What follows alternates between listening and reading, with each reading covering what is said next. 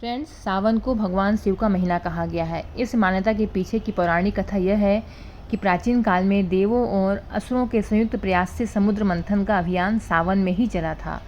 समुद्र मंथन अभियान में मिले ज़्यादातर रत्नों का बंटवारा तो देवों और असुरों ने आपस में कर लिया, लेकिन एक विनाशकारी रत्न हलाहल का कोई दावेदार नहीं था। सृष्टि को इस विष के घातक प्रभाव से बचाने के लिए शिव ने उसे स्वयं पीना स्वीकार किया। यह नीला जहर उनके कंठ में एकत्र हो गया, जिसके कारण उन्हें नीलकंठ का नाम मिला।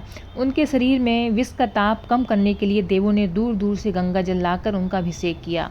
तब से शिव भक्तों द्वारा सावन के महीने में पवित्र गंगा से जल लेकर भारत के विभिन्न ज्योतिर्लिंगों और शिव मंदिरों में अर्पित करने की परंपरा चली आ रही है।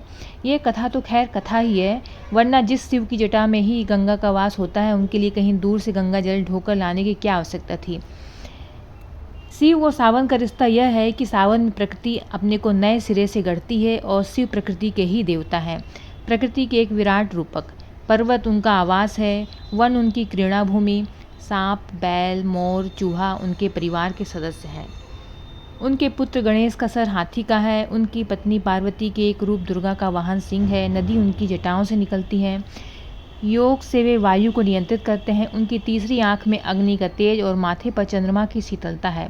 उनका त्रिशूल प्रकृति के तीनों गुण रस तम सत का प्रतीक है। उनके डमरू के स्वर में प्रकृति का संगीत है, उनके तांडव में प्रकृति का आक्रोश। उनकी पूजा दुर्लभ और महंगी पूजन सामग्रियों से नहीं होती, बल्कि प्रकृति में बहुत आय से उपलब्ध बेलपत्र, भांग की पत्ती, धतुरे, कनेर के फूलों से होती है।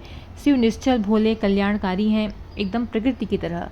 शिव का जीवन इस बात का प्रतीक है कि प्रकृति से तारतम्य स्थापित कर जीवन में सुख, शांति, सरलता, सादगी, शौर्य, योग, अध्यात्म सहित कोई भी उपलब्धि हासिल की जा सकती है। शिव का सावन प्रकृति के साथ साहचर्य का